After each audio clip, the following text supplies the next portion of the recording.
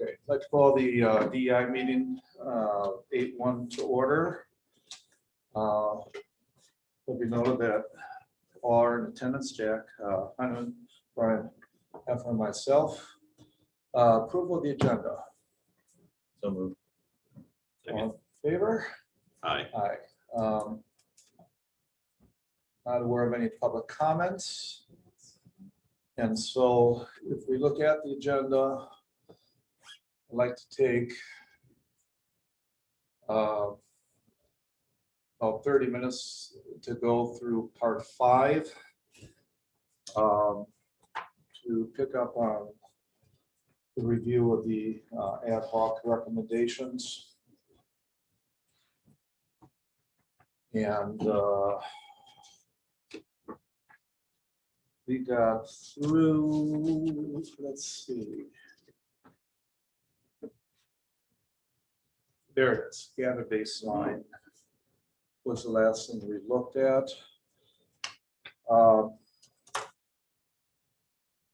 There were a number of recommendations we made. Did those get in the first few pages in addition, or Randy has those copies? This is what Randy attached, so he must have this one. Okay, all right, so I apologize, but we don't have those for you. I don't have the side notes. If you want, I can go through those quickly and then proceed. Why don't you start where you left off and go through the bottom, and then we can go through the. If there's time, Because, sure. yes. All right. We could, and I think we'll find those notes, add these, and maybe we can work that into the minutes. So before your next meeting, you've got some lead time. That'd be warning nice. time on them. That'd be nice. Okay, so the committee came up with utilize data to recognize areas of strength and determine areas for improvement. The focus area is schools engage with families and communities, collaborate in learning and advocacy and securing resources. This is still going on, ongoing. Isn't that pretty much what you would say from this or not? Yeah, I think, do we have a database that says these are the problems that we're solving, or how do we get the data? You know, I know one of the things that we started talking about when we started this committee was to go to the students and administration and teachers and, you know, work through that, you know, just kind of getting a feel for each one of those groups individually so that we can at least see if there's a trend line. The only thing we've accomplished is we've gone to the students, and I think the trend there is you know, discipline. Well, I think we've got, I mean, we've done all those interviews, qualitative data, so we've got that with our communications with our students. You know, we have this reporting structure as well that, you know, we're keeping track of, and so there's some quantitative data in that as well as qualitative data. So I think we need to keep looking at those type of things. But you know, as students do report outside of that reporting structure, I'm sure that the administration is taking notes on what the report is or how students are feeling and stuff like that. We just try to put them in one place. Well, we are getting the yearly and bi-yearly reports on how our different student groups are doing academically. And I mean, that's was the whole genesis of this proportionality report to help. You know, we have that every year. Secondly, from the reporting tool, we are going to be getting a quarterly report. So we do have very specific areas of identification that we're going to be able to look at. In terms of the family engagement, I don't know if that's something that's where we're supposed to be getting data to. Tim, I don't know if you have a thought on that. Yeah, so I mean, you know, stepping back, we collect data on a lot of elements. Now, I would say we're probably more, we are more comprehensive in our academic data than we are on our climate data. Now, we do collect a lot of behavioral data, but historically, you have not seen that data at a board level, with a few exceptions. I mean, there are a few mandated reports that Tiffany does have to share with you at points in the year, but those are really only narrow slivers. So I think, and I will say, the whole area of family and community engagement is something where, you know, we did a qualitative focus group piece back in the calendar year of 2019. But we really haven't, I think it's safe to say, comprehensively collected anything on that. Now, we also haven't until recently had a communication specialist, an engagement specialist. So I think the key thing here is, as we think about what this recommendation means in your eyes as a committee, is what kind of reporting do you want us to prioritize for you? You know, we mentioned the SII process in there. Is that something where you want, when we do bring information on school goals forward, is there anything you would like to make sure administratively we're highlighting in those school improvement plans? Are there elements you want to come just to this committee? I think that's really, you know, as I think back in our conversations in the team, some idea of what's most important in your mind.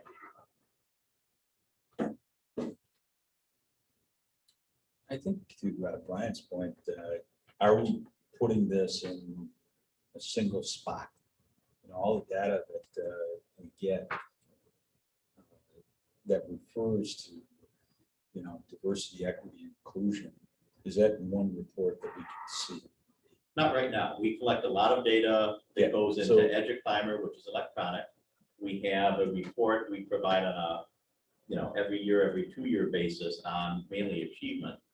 But if you would like us to pull more threads together into a single report focused around this topic for the board, we could do that, but we don't have that right now. I think that's the whole point, is we need to start doing things a little different. So if we can start pulling stuff together to be able to get a bigger picture of what's going on. And I mean, I would recommend that we also look at, and maybe we do, percentages of diverse backgrounds in our school district that are participating in co-curricular activities as well. You know, to see if there is a big difference, that there are certain groups that are not participating in certain areas. You know, so we can maybe do a little dive into why, if that's the case. So to that end, I know we get participation numbers. Is that done by, I mean, that's strictly done by, athletically anyways, it's just done by rosters, I'm assuming. We don't have anything comparable to that to the non-athletic co-curriculars, do we? Not right now, but I believe it should, I don't want to speak to whether it's very easy or moderately practical without talking to Aaron, but this is all administrative data we should be able to pull together. So I mean, the same process we do for looking at participation in our arts classes or in our math classes, we should be able to do for our activities as well. Yeah, I would recommend we just add that variable to our data that we were thinking about this as a student body, add different, you know, diversity and equity and inclusion into that to look at. So I'm going to put a note to DEI report, a specific report extrapolating from the other data that we collect. So basically, just to clear that up, we get the participation in activities, Yes. clubs, and then we get PBS, what's the discipline? Let's call it behavioral data. Behavioral data. Wherever you get that from, that gives us another segment of that report. utilizing both of those, we can start developing strategies on how do we get more participation or how do we correct. Right. Right. And then do we do that, on a quarterly basis? Because I think one of the things you're trying to do here is continue to improve the behavior in the buildings and participation in the buildings. I will submit the behavioral thing, we're getting on the calendar as a quarterly thing. Some of the other stuff is more of an end of the year. For example, the participation thing, you're not going to have till, well, you might have a mid-year on the first semester possibly. But I would think the total report would be end of the year kind of thing. My suggestion would be activities data, I think is going to be a great addition for us. I recommend that's annual because if we do it within the year, we may mistake changes in the data to an improvement trend or a non-improvement trend. That simply could be different sports, and so I think the annual report for the activities, and we can look at a higher frequency report for behavioral data. Do you see that coming back here or to the full board? I would say here first, Yeah, it's step one, step two. because then we can pull out highlights, high points, Right, and not not the whole thing. spill it out a lot. So if you look at it, the behavioral data is going to be basically during the school year, right? Yes. So, once you get this automated, I would assume that you're going to be able to pull off of, some electronic program, right? So do we do it, if we do it every 3 months, and you got, school starts September, October, November, so we should expect a report in November, December, January, February. Or do we do it on the quarters? Just the once a quarter. Because then we can start looking at, okay, is this quarter better than last quarter? And try to figure out if it is worse, why is it worse? So, Because then what that does is gives you and your team an opportunity that this is when we expect that data, and then you can sort of. So you're talking the behavior or the whole thing? Well, I think the orgs and athletics activities, I think that's an annual basis. Yeah. But behavioral, I think, is the bigger issue of, how are we improving the climate in our buildings? Well, then we're going to get quarterly. Right? I mean, the first one we got targeted for November, I think. so after 3 months, so it's actually going to be early December, December after. And I do wonder, with that in mind, I mean, middle school and high school work on a semester quarterly basis. Elementary and the intermediate school, they work on a trimester basis. I almost wonder if doing it 3 times a year, a December, a March, and a June might be the way to go. Yeah, I agree. Yeah. Is this data that goes in all the time, or is this something where somebody sits down and over a couple of weeks and just enters stuff at the end of the year? I mean, is it? Behavioral data is reported continually. And, obviously we would want to pull it together into a document for your viewing, but our ability to pull some totals, our ability to disaggregate those totals, the platform we house it on has a built-in calculator for what's called a risk ratio. So, I mean, these are very feasible reports for us to bring to you 3 times. I think as you move on beyond a year, then the data will start showing trends and stuff like that. It'll take a while in some of these things to see data, to see a trend. So what are the metrics that we should be using to say our climate is improving? So I think there are, You had indicated a risk. right, so I think there's 2 things in districts. There's 2 things you typically look for. One is you want to see levels at a low level or heading in a positive direction. The other thing is, I mentioned risk ratios. This is the idea that you shouldn't, if all of your culture is in a good place, and if all of your systems are in a good place, you shouldn't see different groups of students with substantially different probabilities of being in the behavioral paper. And a typical rule of thumb is if any one group is more than twice as likely to be suspended or to have a behavioral incident, that's enough of a variation that you need to dive more deeply into. So when I mentioned risk ratio, that's what. So would that be part of that tri-year report we get? Because I guess I was thinking from the reporting tool, but is that something that we could add to it? The number of suspensions and that sort of thing? Well, so the reporting tool is one source of input, and the things that are most actionable will show up as behavioral incidents. I think we'll want to have something like that, but I think Tiffany's in the back. We have an ed services meeting this afternoon. I'd like to kind of run with the general concept. We'll talk about it at ed services in terms of how we'll operationalize that. Bring it back to us. All right. Sounds good. So I do want to make a note that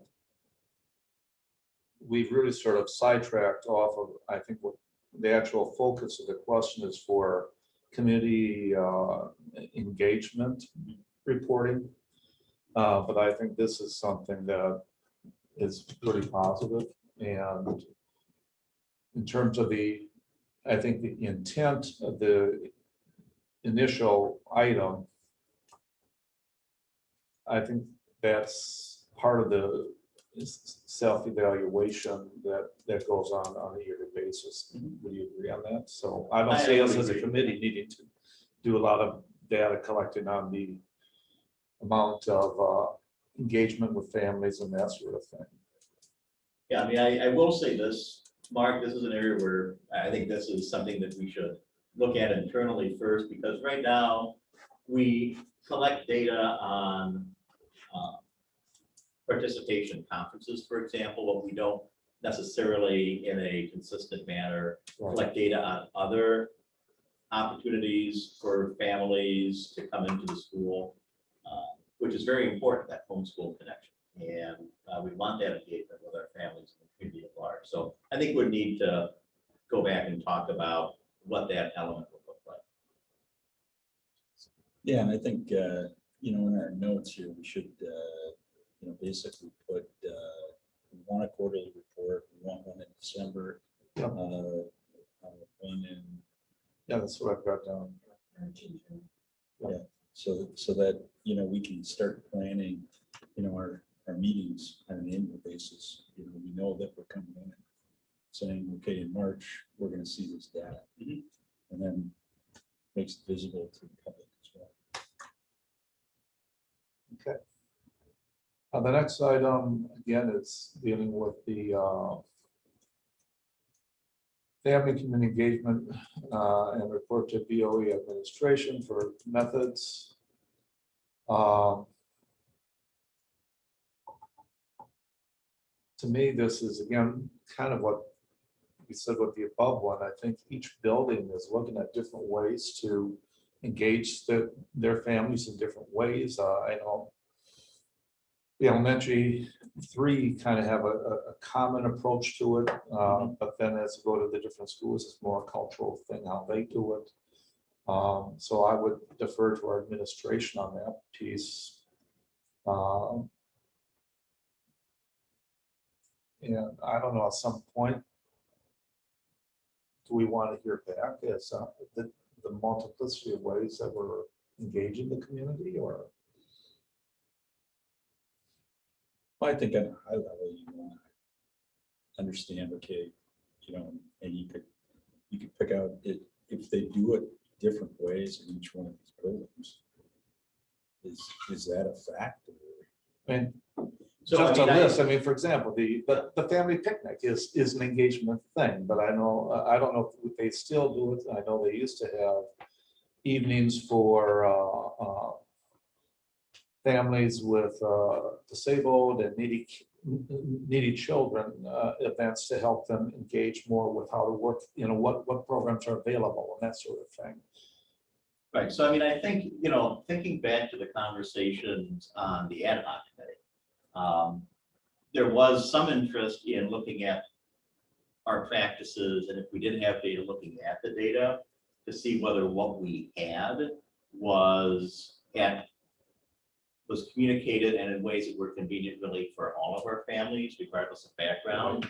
But this was also a topic where the committee was really looking at how are we evaluating with all of our families? Do they feel well communicated with? Are we communicating in the right way? The engagement activities, do they have suggestions for more ways to become more involved? And it was really a broader topic of community and especially family engagement overall, and also a desire to kind of unpack that and make sure it's working for all of our different households.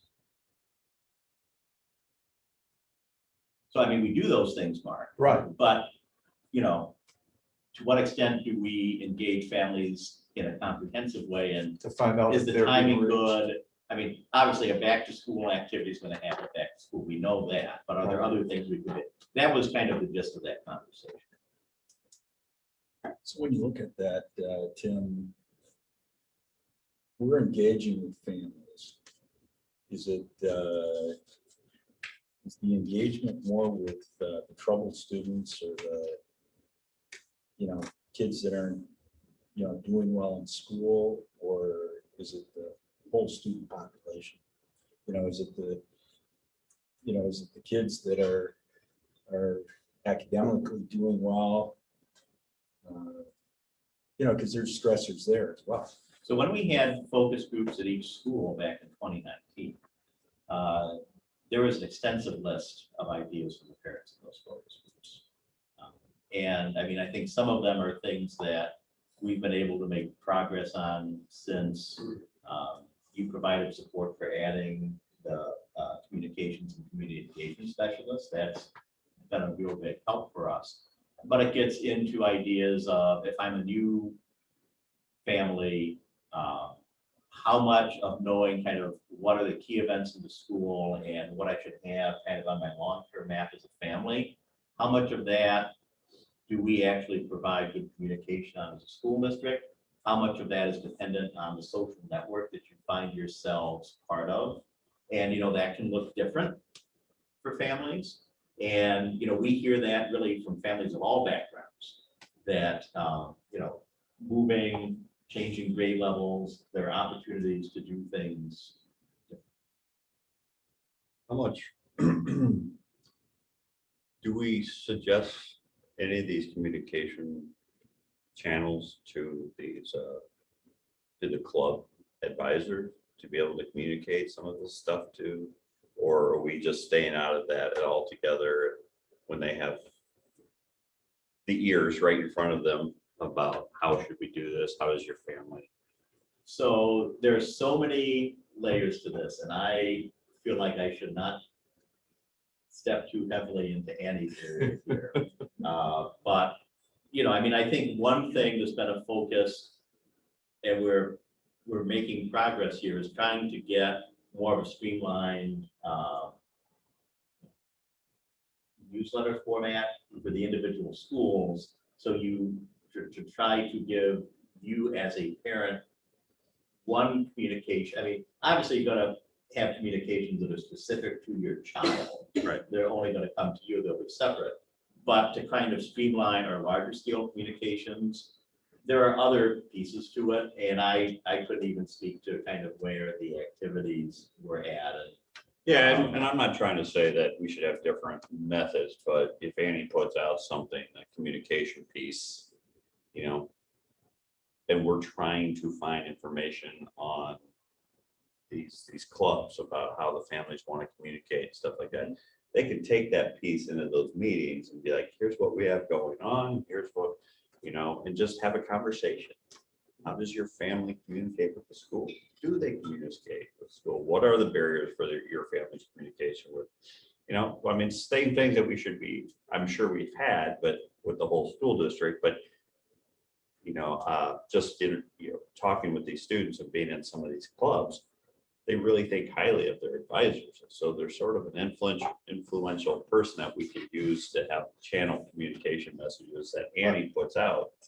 My suggestion here would be that we just treat this as something that would like staff to review.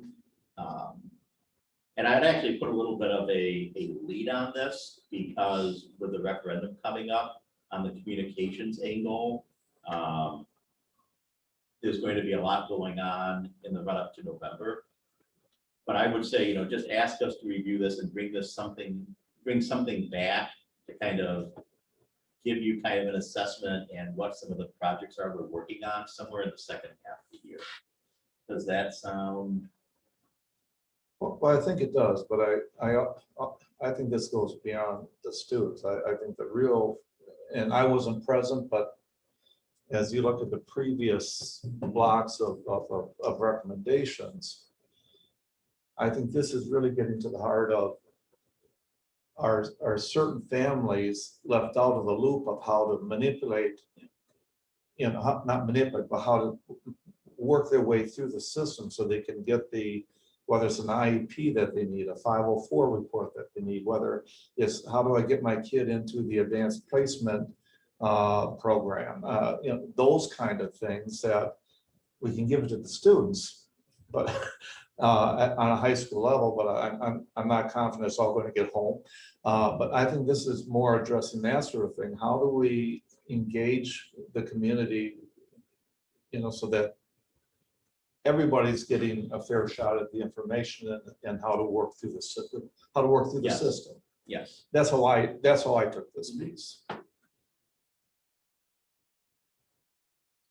Is that as simple as an org chart? Some type of flow diagrams? It's where you could say this is where you. that could be again.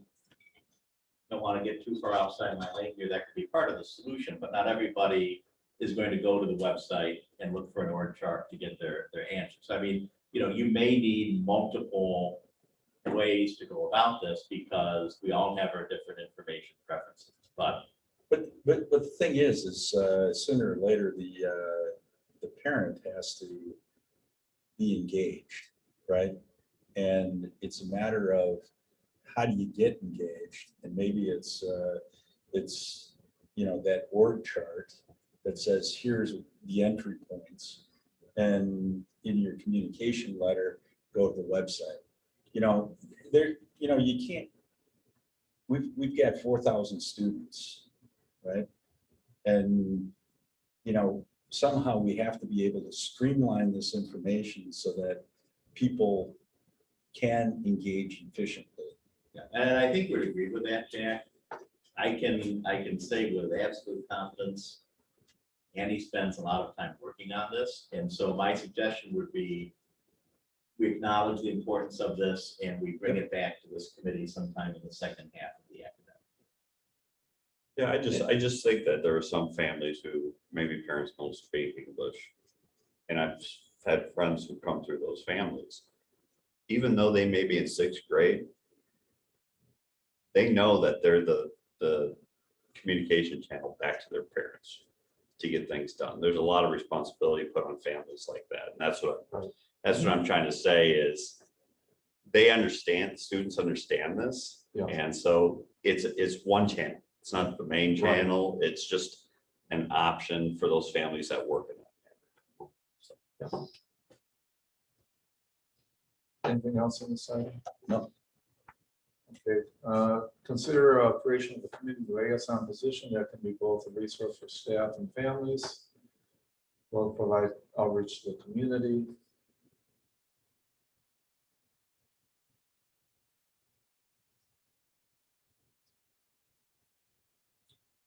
Now, to some extent, we have this informally already through our social workers, if I'm not mistaken, correct? So I think it depends on the type of context that we're talking about. Okay.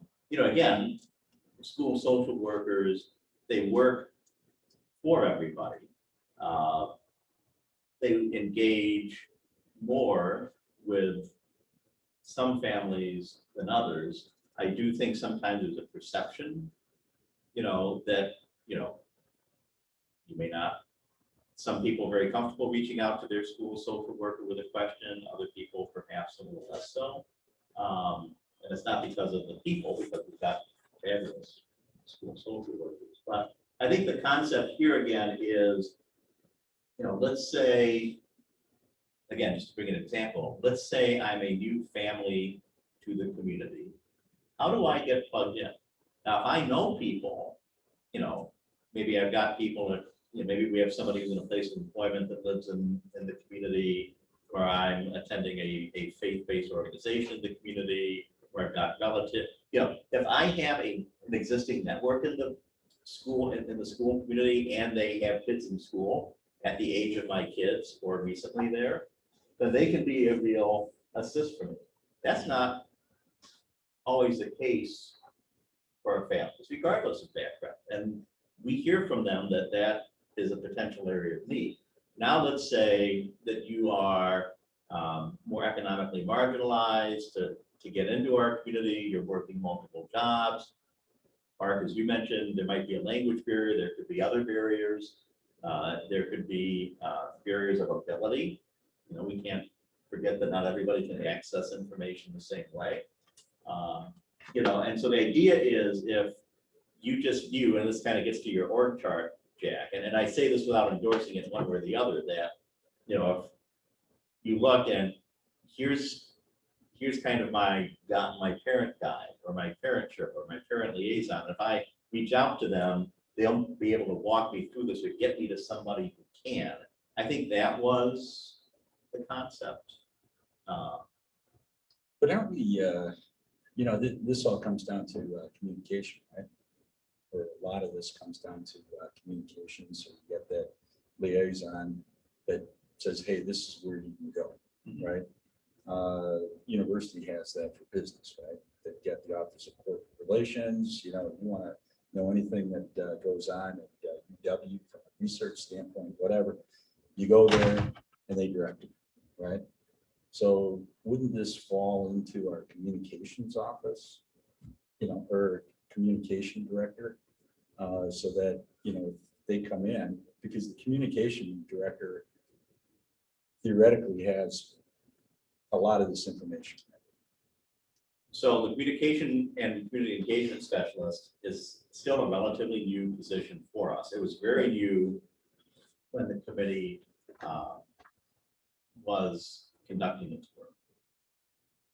But that's probably where we fall, you know, because theoretically, all the information is captured by the communication director so that they can put their publications together and so forth.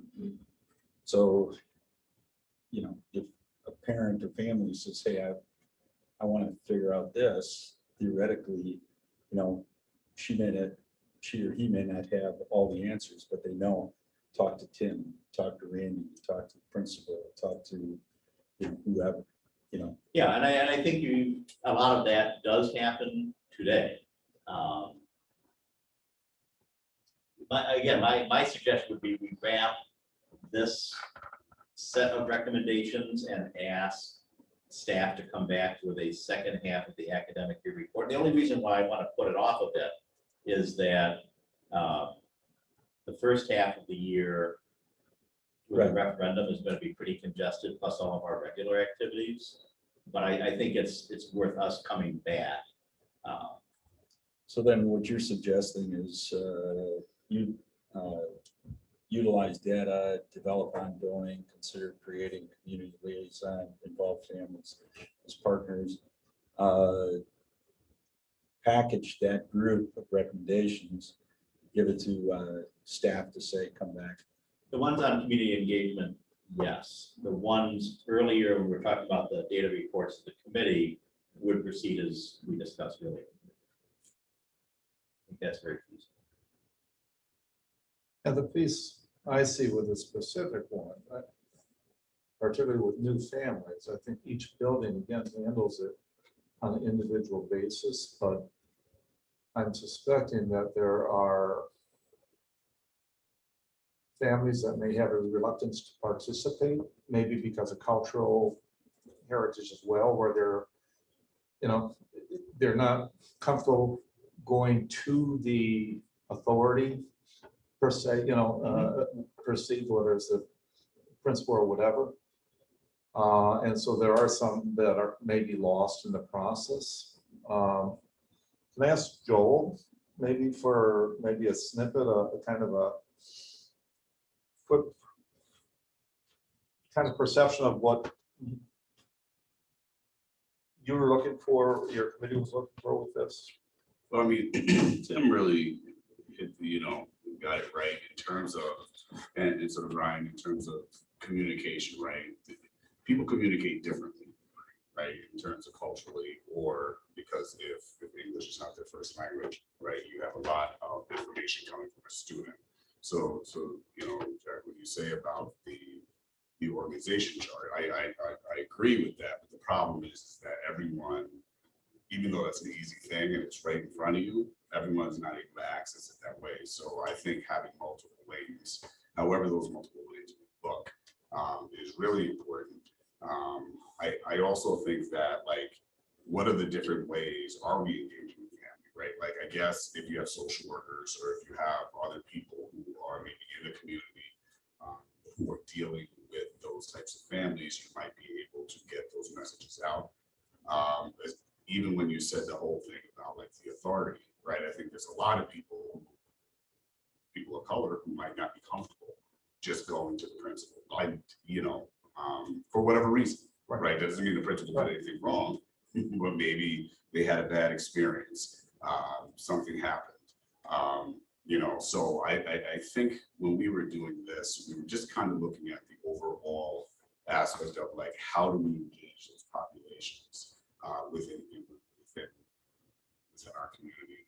And I think that's going to just take like an approach, not just a communications approach, because I think you're going to lose a lot if you just do it that way. I think we just kind of have to brainstorm. I think getting information from, maybe the counselors in the school, maybe the social workers in the school, maybe, principal, like that type of thing, just to kind of find out, like, okay, what is the best way, or what is the barriers? Because maybe I don't know, and maybe this is something for you to have, like, are there barriers that have been identified in terms of communication with different families? Like, I don't know if families come up and say, well, it's hard for us because we don't have technology, or it's hard for us because, we don't fully understand that type of thing. Has that come up? That's definitely come up, and we've made a lot of improvements to the scope of what we provide in terms of interpretation and translation over where we were even just 2 years ago. But I think when you look at the full scope of our engagement, it's pretty broad. Like Brian said, on an earlier comment, where the clubs and the advisors in it. So I mean, there's a lot of the most, I'll use the term important, but the most important and universal communications, I think we've got a good degree of access to, but there are a lot of things that also play significant roles that, there may be language barriers. I mean, for our English learner program, we're required to do a family engagement activity once a year. And so that's very oriented around access to those families in a way that might look a little different and really you might not see for other events. So we've come a long way. I'm sure we have more we can do.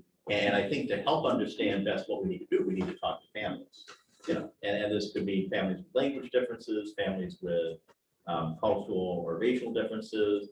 I also think just in general, families moving into the district because they're new, they may not have that network, and also they have prior experiences with other school systems that may do things differently. And so understanding that what happened in my previous district isn't necessarily a good guide for how my U district operates, I think that's also a topic that's come up before. And again, these are things that, So is this something that, again, when you bring it back? yes, To talk about it, gives you an opportunity to talk to the counselors, talk to the social workers, talk to whoever you need to talk to.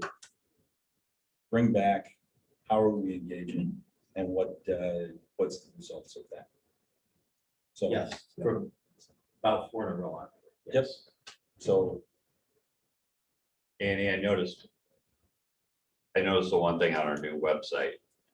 I would like to see that scrolling language bar on the lower right to go up to upper right to a more visible area for people to change the language, if you can, because it's buried at the bottom and with the scroll, You gotta scroll down. to you gotta scroll down. Well, it's a rolling scroll. It goes with each screen, but I'd like to see it prominent up So top you so can see people it, can, right, I can double check. if they can do that. good suggestion. All right. Before you go to the next one, Mike, you said we have to know. Right, and that's what I was gonna say, final one on this page, I think it's tied in with what we've just been talking about. I'd like to spend some time on the leadership, so if it's okay with anybody else, I'd like to leave the final 3 to the next meeting. And so with the leadership conference, a summary from where we were at the last meeting was that we were targeting a fall conference. And that we were looking to have the guidance department in conjunction with students do the planning. And that what we needed to do was submit to them pretty much what our goal and outcome is. And so that's, and then we left it for, because you guys needed to be here for that focus. I think, what this comes down to is climate improvement. Right? That we want to, basically develop an event that, basically brings different groups together, all of the clubs, athletics and so forth, where, we could,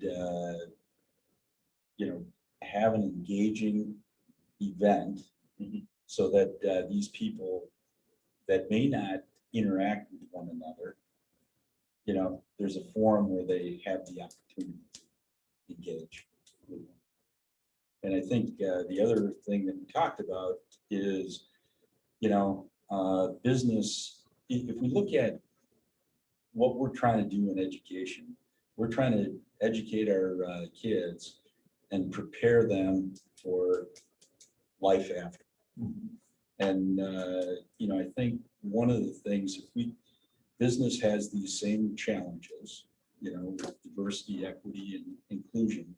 We just use different language, when it comes to education and business. If we could bring some industry speakers into this event so that they can share their concept and what they're doing within their organizations. And you look at the director of MadFront, he's a very engaging speaker. He's a individual of color, and I think we could have somebody like that, with like potentially a Kevin Conroy from Exact Science, or some of our major industries like CUNA Mutual or QTI, just so that we're sharing experiences and again creating an event. And what would ultimately be great is if we could develop a buddy system. At the end of this, there's somebody from opposite ends of the spectrum, getting together and maybe shared experiences over a week or a month, or so that they start breaking down those communication gaps that I think probably sometimes we have, because I think one of the things that happens is, you get into your group or your clique or whatever you might want to talk about it, and it's hard to break that barrier, and get into, a different group, because you get different interests, right? People of similar interests kind of get together. So I think, changing or improving behavioral outcomes in our buildings and getting people to work together of different backgrounds. Would this be something that is students choose to participate in? Speak loud, I'm sorry. Would it be something that students have the choice to participate in or not? Well, that was the concept we had. I mean, we were taught, last meeting, we were hoping for potentially as many as 200 people, maybe more. So it wouldn't be limited just to the member, to the leadership groups. It'd be open to more than just the clubs, to anyone in the high school. I think I like the idea of having a representative from the business community, but I think we also need to have someone in the leadership formation, who have worked with kids to focus on this, in terms of the manipulation of you don't just want this to be a talk to thing. You bring in 5 speakers, like an adult conference. I think this needs to be kind of a workshop kind of thing that would help the kids develop, understand some of the key leadership skills that go into a diverse culture, environment. And hopefully, my idea was that it might be that this group can work themselves through the school community in some way and be mentors to other students, whether it's at the middle school, throughout the high school, that sort of thing.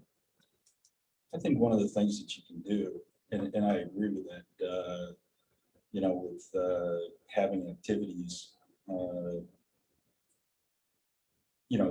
this shouldn't be just stand up and talk to, and this is what you need to do, and everything, you walk out of this and everything's okay. So I think, what you do is you create those activities. So you might have the social justice club, the sports team,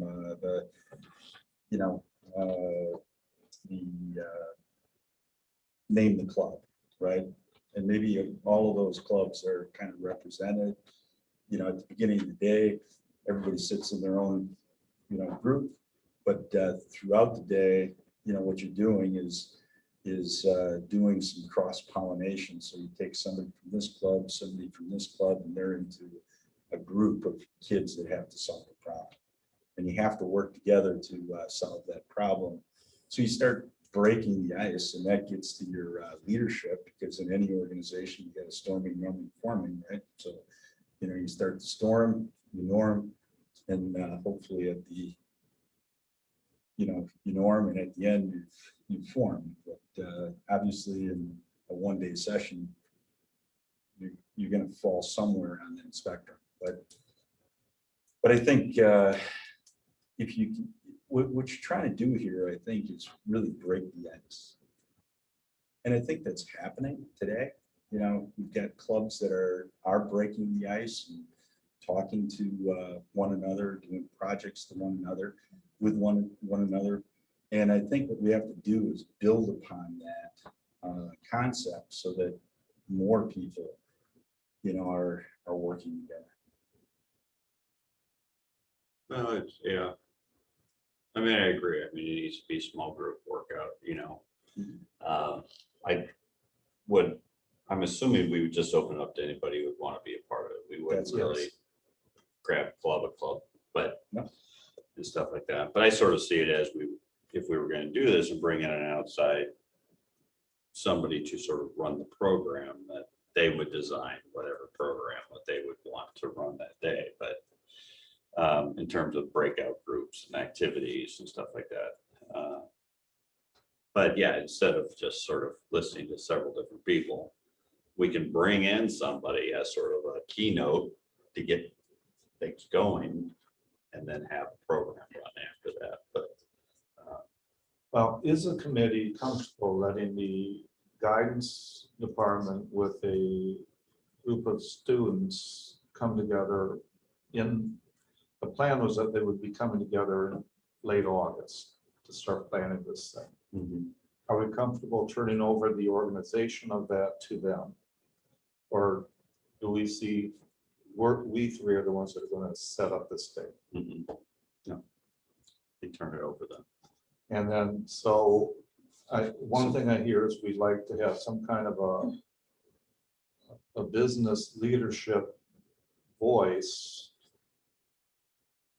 that would tie in with what we're looking to do here as a suggestion to the group. But the primary goal, what are we going to tell them we want them to do with this conference? The main focus is to do what? Well, I think the main focus is to improve building culture. Cultural outcomes, right? I mean, I think, we've heard a lot of information, in recent years that, focusing on greater belonging and connection among kids would be a positive thing in the area of Meadville High School. So, I mean, I think, and that's also, if you're asking teenagers who are busy individuals, I mean, not that we as adults aren't busy, but teens have a lot going on. So if they're going to give up their time, they're going to want it to be on a topic that's relevant to them, where they feel like their time can make a difference. School climate, I think, is, and just kind of the overall student culture of the school, I think is that kind of topic. And I think if we want students to be engaged in this, we've got to make it highly relevant to them. So is there consensus as the thing we want to focus on? Enhancing student culture and student belonging? Climate, which covers both of those. Improve the school climate. It should improve student engagement. And so forth. So wouldn't be a leadership conference. It wouldn't be called a leadership conference if it's for working on other things. Now, leaders they will tend to come to this, people who want to be, but it may be a side result of a conference is people will learn some leadership skills, but. Well, see, that's the thing. I think initially the concept was a leadership conference to maybe build leadership skills. I kind of looked at it as a subset of that, self-advocacy skills, but then that's considerably different, you're right, than what we're talking about here. And we can change the name. It was a initial concept, but if we want more of a leadership focus, and that's something that then we need to determine. So just, two thoughts on this, and this is, recognize this ultimately your direction as a committee. One is, we seek to develop leadership skills in all of our kids. So calling something a leadership conference doesn't necessarily mean if you're not an officer or not a captain, it's not for Right. you. Hopefully every kid can feel like that could be something for them, and crafting the program, I think that needs to be kept in mind. If a purpose, though, is to facilitate cross-group connections, I would suggest that there be a focus on having representation from all of our clubs and all of our teams, because if you don't make that part of the design, you might not have everybody there, because again, teams are busy. So I think having an expectation that there is going to be representation from all of our activities and the option that you don't, if you're unaffiliated, you're certainly welcome to come. We don't want anybody to be excluded. But I think if we don't maintain an all club or team focus on this, we might not facilitate the cross-group connections that I hear as part of what we want to accomplish here. And I totally agree with that, because, if we just put on an event and this one population shows up, are we really improving the overall culture? So if we do put a focus on all of the clubs, that we want to participate here, I think that's going to get closer to your goal. Well, I think we just work on the communication on that. That'd be all that we want, but I know there would be some people that, well, I'm not part of this club. And then I'm done with them, and I think twice about it. So that may be our ultimate goal behind the scenes, but in terms of a explanation of what this is, I don't think we would want to explain it that way. Because people will feel like, I'm not a But from the football team, I'm not. It's not intended for me, so Not I'm going to me. do something else then. Right. Okay, so in approaching our, I think the other thing you want to do, if you look at PLC, or look at these PLC events, they really get you excited. And I think what we got to do is we plan this out, is how do we build momentum? How do we build excitement around this event?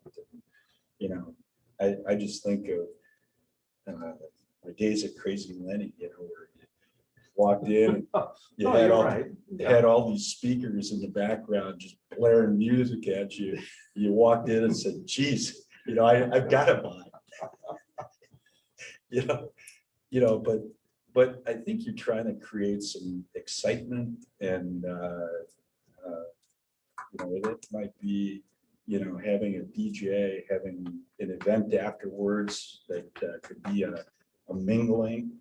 So you get the event, and then there's a social afterwards, so that now that what you've learned throughout the day, you can start that interaction process, and you encourage that by having an event. So now when they leave on a Saturday afternoon, they're thinking about it on Sunday, and they're like Coil Springs, ready to spring into action on Monday. Maybe we shouldn't give them a testimony then. So, okay, and I think that's a good idea. So what I hear is the focus is going to be on improving school climate and culture. We want to be as inclusive as possible to the student population, but we certainly want to be delving into the various different student groups. And in terms of whether it's a school day or weekend day, I mean, that we're not determining that. That's a good planning committee. The committee will do that, but an emphasis that we make it, a celebration kind of event, so that there are, meals are provided, and correct, as I said, maybe a post-social of some sort, maybe not, but some kind of follow-up that it's now they're done. Yeah. Positive Positive end. Positive and motivational. Right. So, Okay. Well, that takes us to 7:30. We'll move the rest of the agenda forward, and do we want to set a new meeting date today? Maybe before we- one of the new meeting dates. Okay.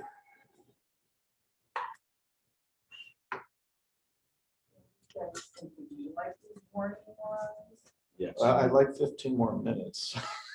So, I mean, I will say this. The hour meetings keep us from getting through what needs to be done. It seems, it stifles me personally. And I think I'm trying to remember why the committee landed on 7:30. I think it was just to try to facilitate during summer when schedules are Right. challenging. Right. I mean, I will say you need your conversations often stretch, putting yourself in an hour can be a little challenging. I would say also, to the extent, I mean, I'm actually, pleased to see that we have 2 members of the public, plus, Joan is an additional board member, here in attendance. But I mean, I think it is something to keep in mind. All of our committees are important, but this is a committee where we may have people from the committee that want to come. Right. Is 7:30 the best time for that? Is maybe 5 or 5:30 a better time? Something to consider. I submit 5 might be a better time. 5:30. 5:30? 5:30 might be. Okay, okay, so Are you wanting to do something before school starts? Yeah, probably Yeah. should. Is there a week in August that you're looking at?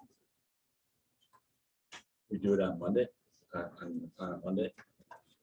do it not on a Monday, do it on a Monday. On a So Monday. we have a board of, an additional board meeting scheduled for the 22nd, the 8th and 22nd, so I will, Well, we have one on the 8th. and we have one on the 22nd. We do it the 15th. And the 15th I'm on. What about the 29th? That's what, 29th is the only Monday I can do it. you There we only go. can. So 5:30 on the 29th. You got it. Motion to adjourn, Motion to adjourn. Second. on favor?